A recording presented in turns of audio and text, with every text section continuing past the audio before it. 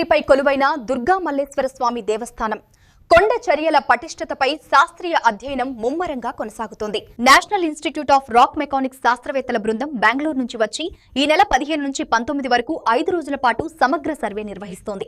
తీవ్ర ఉష్ణోగ్రతలతో బ్లేజ్వాడంగా మారిన విజయవాడలో కూడా భక్తుల భద్రతే లక్ష్యంగా శాస్త్రవేత్తలు క్షేత్రస్థాయిలో కృషి కొనసాగిస్తున్నారు.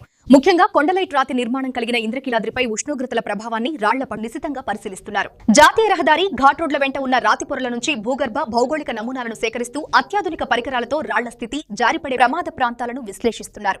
అలాగే భవిష్యత్తులో నిర్మించనున్న పాసుపాతాలయం, రెండో ఘాట్ రోడ్డుకు అనుకూలతపై ప్రత్యేకంగా అధ్యయనం చేస్తున్నారు.